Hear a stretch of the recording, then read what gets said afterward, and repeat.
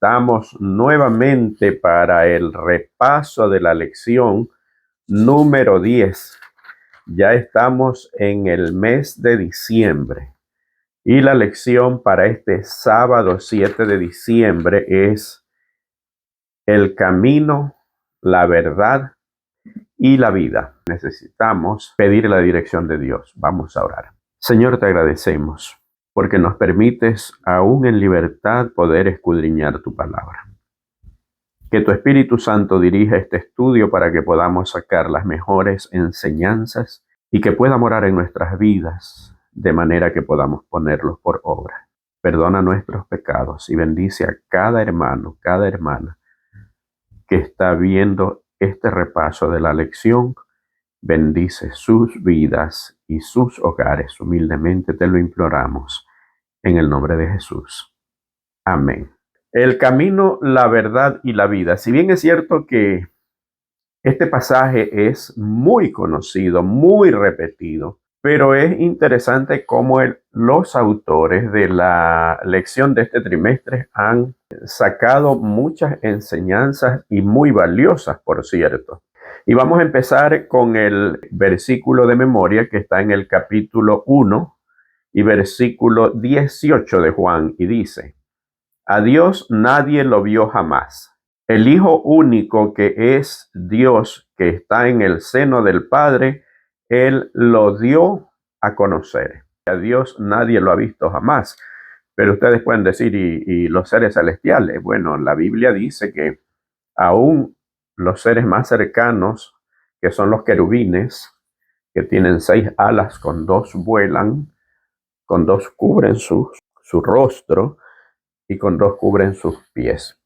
Esto de cubrir sus pies tiene mucha relación con lo que le dijo Dios a Moisés cuando se estaba acercando para ver la zarza que ardía y no se consumía.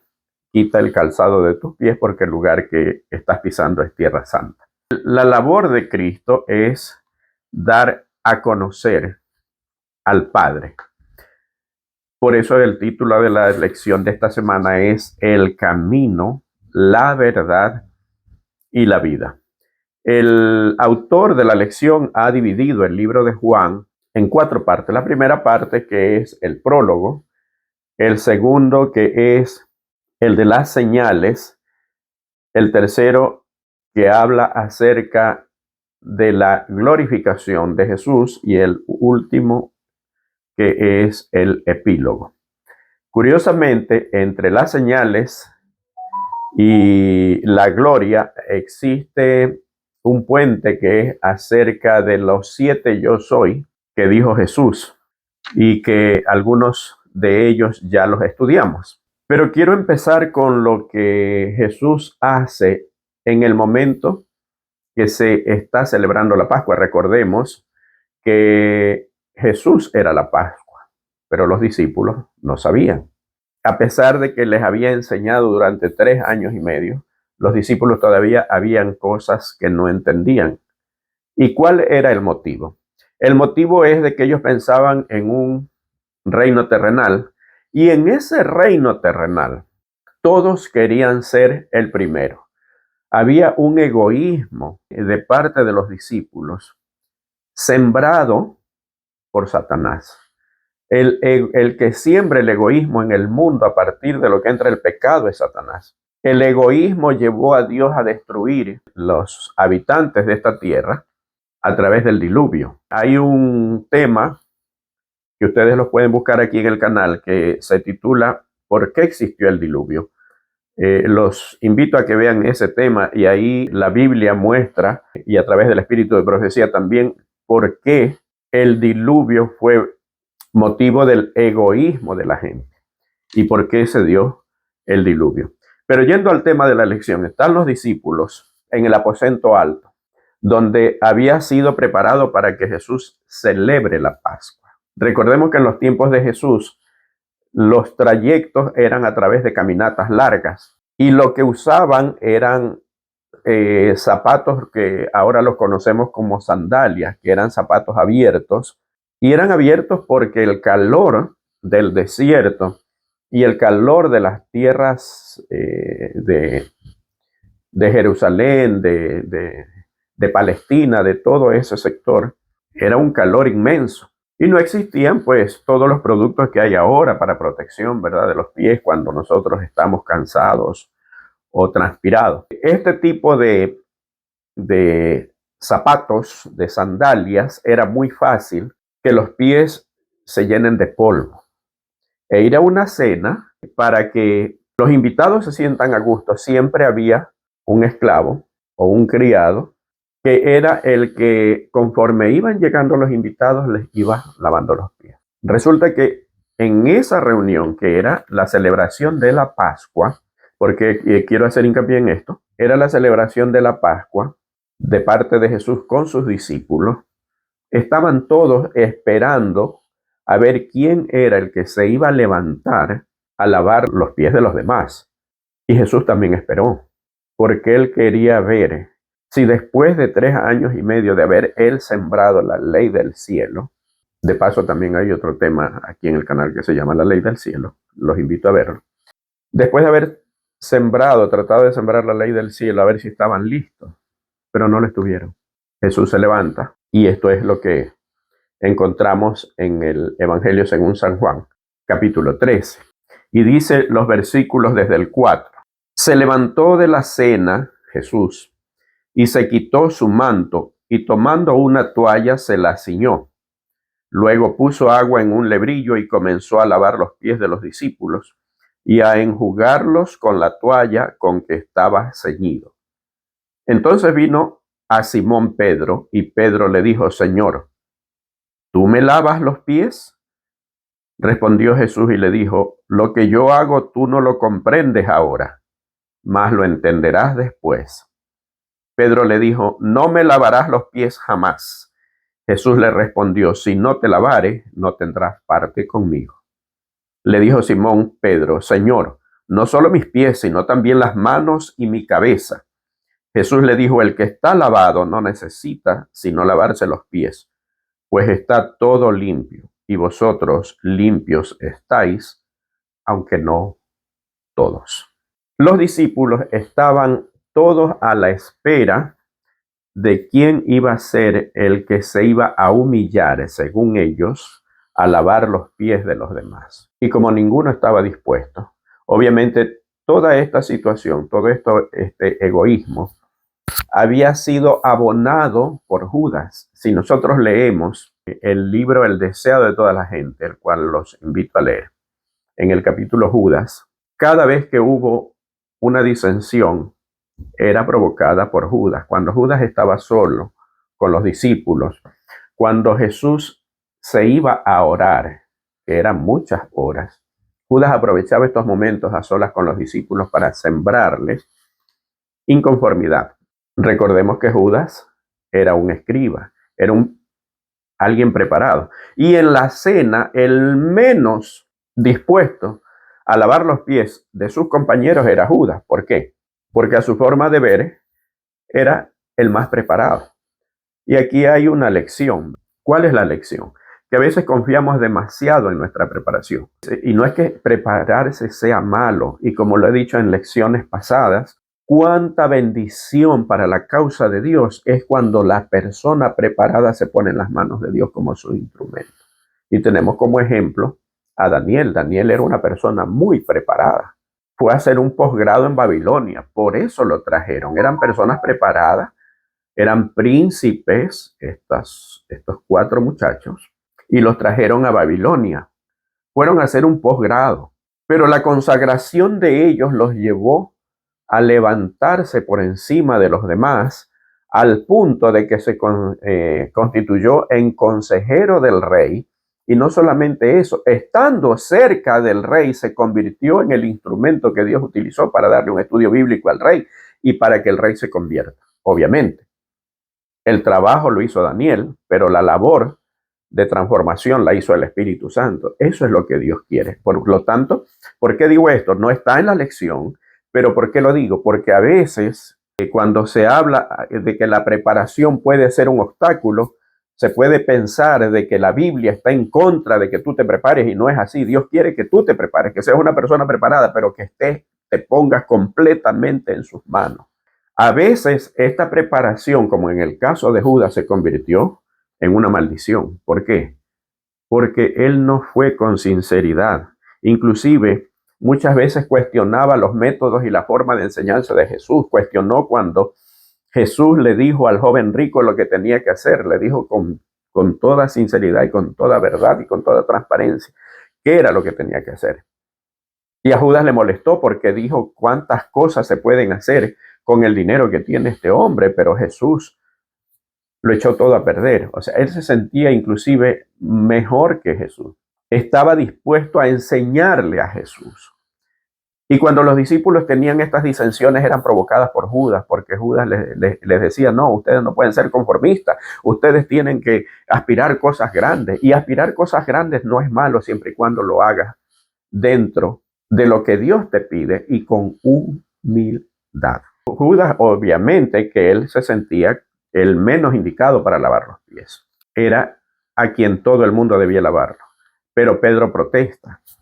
¿Por qué protesta Pedro? Porque sintieron una vergüenza de que Jesús, siendo su maestro, les lave los pies. Jesús sabía que ya su tiempo se había terminado y quiso darle las enseñanzas que durante 3 años y medio no la habían aprendido a través de enseñanzas diarias, a través de la palabra. Se las quiso dar con un ejemplo, porque los ejemplos nunca se olvidan. Por eso le dice Jesús a Pedro, lo que yo hago ahora, tú no lo entiendes, pero después lo vas a entender. Entonces, la primera lección es la lección de humildad. ¿Cómo estamos siendo nosotros?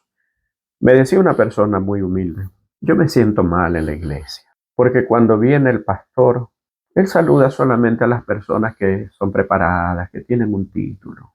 Con esas personas es de abrazo, un saludo muy caluroso, pero cuando me ve a mí solamente me hace de la mano. A veces, y con esto no quiero, lo que quiero resaltar no es el asunto si es un pastor o si es un anciano, si es un hermano de iglesia. No, a veces somos elitistas. Y ese fue el error que cometió el pueblo judío. Había que saltarse el orgullo y la vanidad que ha sembrado Satanás en este mundo para poder ver al verdadero Jesús. Por eso no lo vieron, por eso no lo recibieron. ¿Por qué? Porque vino a nacer en un pesebre maloliente. Y hubieron unos magos de Oriente que vinieron y ellos sí lo aceptaron. Y no les interesó la circunstancia inmediata de ver al niño en un pesebre. Sabían que ese niño era un rey. ¿Cuántas veces la Biblia nos dice que nosotros somos reyes y que somos sacerdotes? Pero simplemente porque no tenemos un palacio, no le creemos a Dios.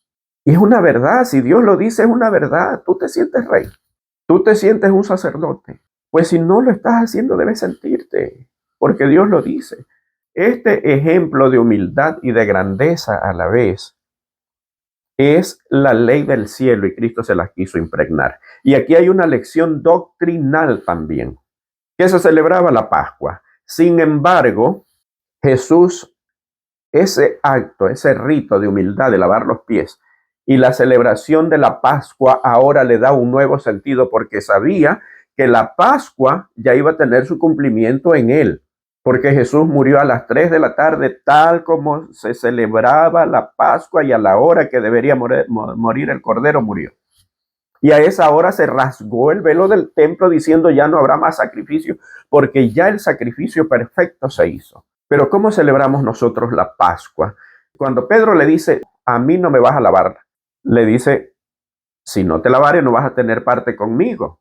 Y le dice, lo que yo hago ahora no lo entiendes, pero después lo entenderás.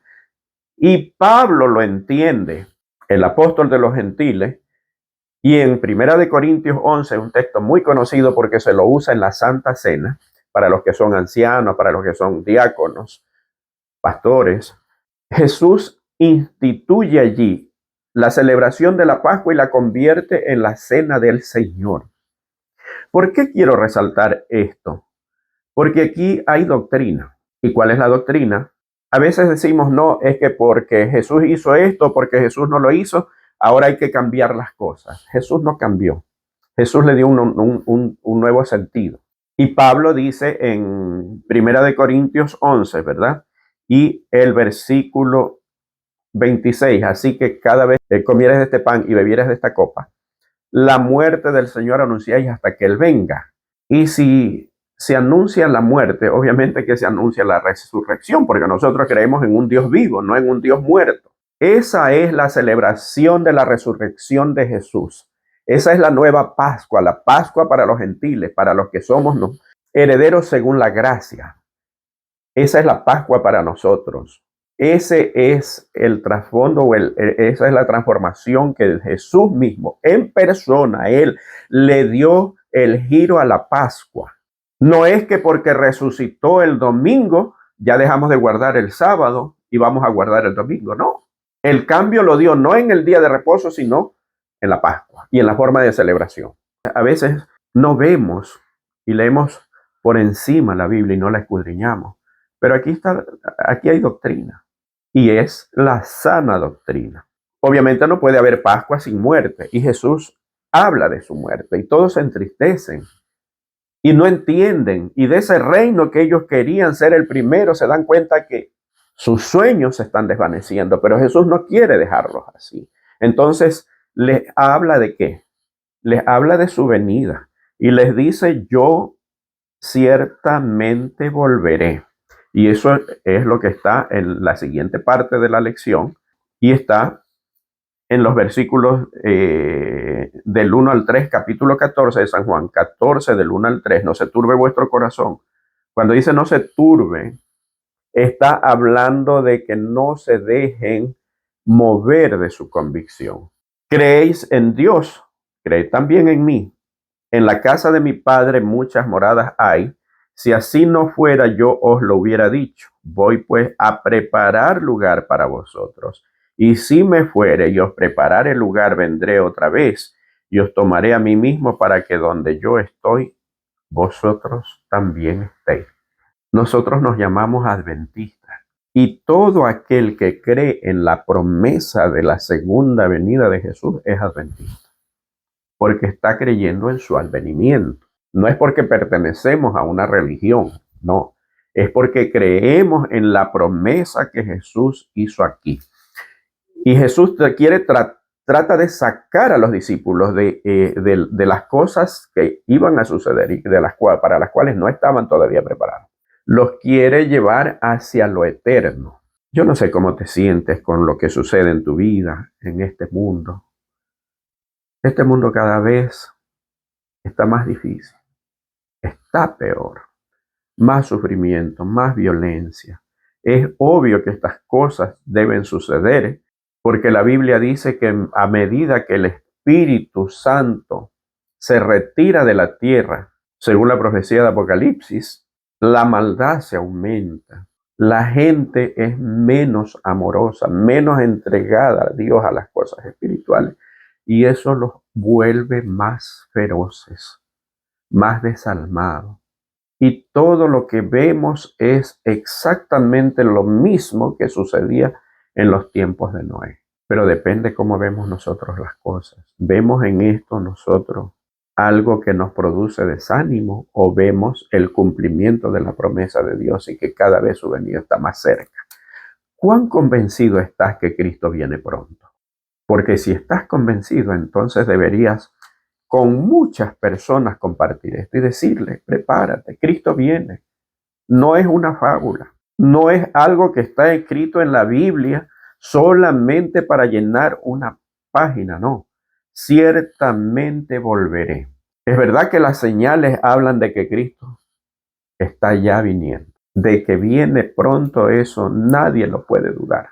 Pero no es las señales tanto la certeza, sino el hecho de que lo dijo alguien que no miente, que fue Jesús. Todo lo que Jesús dijo a través de su palabra se ha cumplido. ¿Y por qué no se debería cumplir esta parte de su promesa? Debemos vivir como si fuera a venir mañana.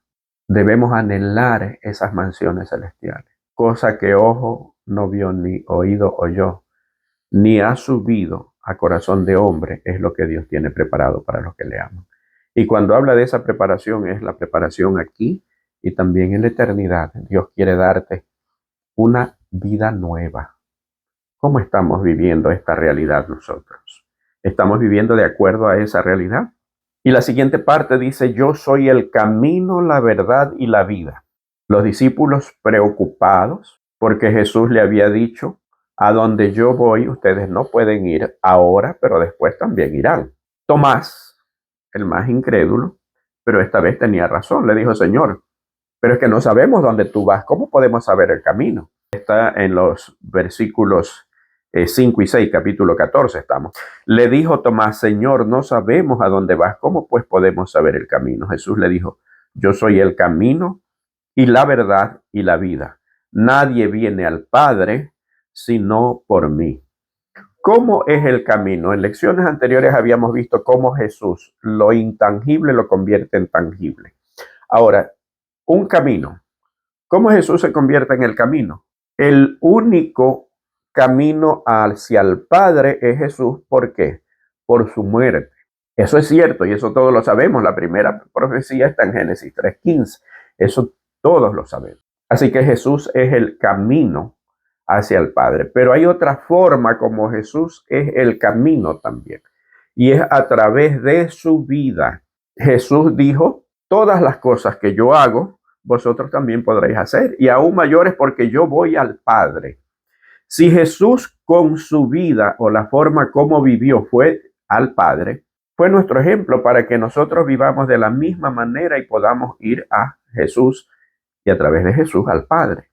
Entonces, ¿de qué manera se convierte en el camino de forma tangible? En las obras que Él hizo. Y miren qué curioso. En vez de nosotros ponernos a investigar a través de su palabra cómo vivió Jesús, qué hizo Jesús, cuál fue la forma, y está aquí, no solamente en el Nuevo Testamento, y ese es el error que cometemos y se cometen en varias denominaciones y varias personas que se dicen ser pastores, maestros, doctores de la ley, etcétera. Porque dicen, no, es que no, para nosotros ahora lo que sirve es el Nuevo Testamento, porque esto es el nuevo pacto, el Antiguo Testamento es el antiguo pacto. Pero si Jesús dijo que escudriñen las Escrituras, Jesús es el camino por la forma como Él vivió y la forma como Él enseñó a través del Antiguo Testamento, el cual Él nos mandó a escudriñar. Porque ese Antiguo Testamento da testimonio de Jesús, viendo la vida de Jesús, viviéndola nosotros de la misma manera, viendo la vida de Jesús en el Antiguo Testamento y viendo cuál es su propósito para nosotros, su forma de ser con nosotros, es cuando aprendemos a conocer verdaderamente a Jesús y conociendo a Jesús conocemos al Padre porque no hay diferencia. Las diferencias entre seres humanos, entre esposo y esposa, vinieron como producto del pecado. Por tanto, dejará el hombre a su padre y a su madre y se unirá a su mujer y los dos serán una sola carne. Unidad. Es la unidad que hay entre el Padre y el Hijo. Felipe le dice, Señor, muéstranos al Padre y nos basta. Y Jesús le dijo, ¿cuánto tiempo que estoy con ustedes y no me han conocido, Felipe? De verdad te digo que el Padre es en mí y yo en el Padre. Jesús es el camino, ¿por qué? Porque Él tuvo una forma de vida que es la forma de vida que nosotros debemos tener si queremos llegar al Padre. Así de sencillo. Y en lugar de, como dije anteriormente, en lugar de escudriñar la Biblia tratando de encontrar aquí a Jesús, su vida, qué hizo, cómo pensó, cómo actuó, cuál fue su forma de proceder en esta o en aquella circunstancia. Estudiamos la Biblia para ponernos a rebatir cosas que no vienen al caso, para apoyar ideas que están muy alejadas de la verdad. Y Cristo es la verdad y esa es la siguiente parte. ¿Por qué Cristo es la verdad? La verdad es lo contrario de la mentira. La Biblia dice que Satanás es el padre de mentira. ¿Por qué es el padre de mentira? Porque siempre distorsionó ante todo el universo el carácter de Dios.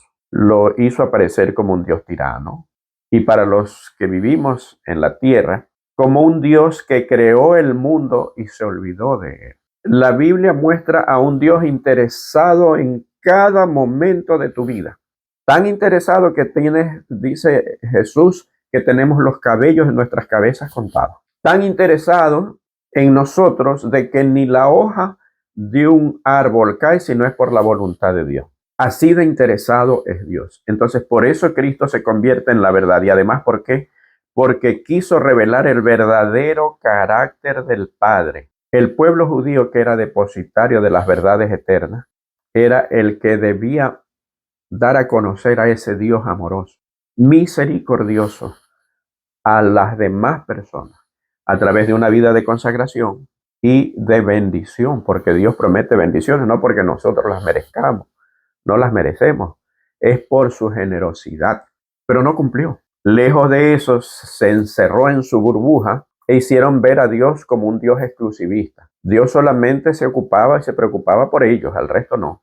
Cristo vino a hacer la labor que no hizo su pueblo, revelar el verdadero carácter del Padre, un Padre amoroso. En primer lugar, Jesús vino a revelar el verdadero carácter del Padre. Por eso le dice a Felipe, yo soy en el Padre. El que me ha visto a mí ha visto al Padre. Y aquí también hay una confusión teológica. Dicen, no, es que Cristo es el mismo Padre, por eso se lo dijo a Felipe. No, eso no es lo que dice la Biblia. Eso es lo que la gente quiere dar a entender, pero no es lo que dice la Biblia. Y por otro lado, quería mostrarle a la humanidad de que las leyes de Dios, con la ayuda del Espíritu Santo, sí es posible cumplirlas y estar en armonía con el Padre. No solo vino a revelar cómo era Dios al ser humano, vino también a revelarle al ser humano que sí se puede ser vencedor como Él lo fue. Y Él fue en todo nuestro ejemplo. Dios quiere que tú estudies la vida de su Hijo, sigas los pasos de su Hijo, en lugar de poner excusas, en lugar de ponernos a ver, no es que esto es difícil, no es que tenemos ideas perfeccionistas y no podemos ser perfeccionistas. No, ese no es el propósito de Dios. El propósito de Dios es que tú te fijes en Cristo, que es la verdad. Y fijándote en Cristo, te olvidarás del resto. Por el contrario, dirás, Señor, gracias porque tú me permites vivir una vida de victoria, porque solos nosotros no podemos. La vida de victoria es el resultado de nuestra entrega y nuestra cercanía y nuestra fe depositada en Cristo Jesús. Y la última parte dice, la Escritura son la verdad. ¿Y cuál es la Escritura? Antiguo y Nuevo Testamento. Es una pena que se enseñe desde los púlpitos que esta parte no sirve, que esta parte era para los judíos, que esta parte era para este pueblo, que esta parte se la escribió por esto. Toda la Biblia es inspirada por Dios, dice el apóstol Pablo. Toda. Y es útil toda. Y miren que cuán útil es. Por ejemplo, el mismo Pablo dice que Cristo entró en el santuario no hecho de manos, sino en aquel que está en el cielo para interceder por nosotros. ¿Cómo podemos saber qué hace Cristo allá en el santuario del cielo si no estudiamos el Antiguo Testamento, Éxodo, Levítico, donde está el ministerio sacerdotal que Cristo está cumpliendo? Porque todo lo que se hizo aquí era reflejo de lo que Cristo está haciendo en el cielo. Y cada uno de los lugares del tabernáculo y después del templo representaban a Jesús. Si nosotros no entendemos esto, si no leemos, ¿cómo podemos saber cuál es la labor que Cristo está realizando a nuestro favor? ¿Cómo podemos nosotros tener la certeza de que Cristo está favoreciéndome si ni siquiera estoy entendiendo? Si estoy diciendo, no, esto era para los judíos y a mí ya no me interesa. Las Escrituras son la verdad. Y cada parte que Dios dio de su palabra es una enseñanza profunda para nosotros. No nos dejemos engañar. No importa quién te enseñe que esta parte era para aquí, la de acá ya pasó de moda. Toda la palabra de Dios es inspiración suya. El autor, el Espíritu Santo. Porque en tu salvación y en la mía está interesado todo el cielo, Padre, Hijo y Espíritu Santo. Los ángeles, según Hebreos, son espíritus ministradores a favor tuyo y mío. Hay toda una infraestructura, si podemos utilizar un término humano, interesado en que tú te salves, en que yo me salve. Pero el cielo está más interesado en tu salvación que lo que tú mismo estás en ella. Mi querido hermano, mi querida hermana, cuánto esfuerzo ha hecho Dios para nuestra salvación. Vivamos de acuerdo a ese elevado esfuerzo que ha hecho. Qué hermosa lección de esta semana. Cristo es la verdad.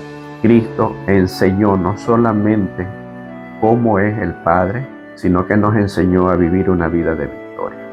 ¿Cómo está siendo tu vida? Si acaso no está siendo una vida de victoria, yo te invito a que hagas un pacto con Dios, un pacto con Jesús y decirle: Señor, yo quiero que por tu gracia pueda vivir así como tú viviste una vida de victoria. Que el Señor te bendiga. Y recuerda, suscríbete al canal para que de esta manera, en el momento que se sube un nuevo video, tú puedas tener una notificación y de esa manera puedas saber que hay un nuevo video disponible.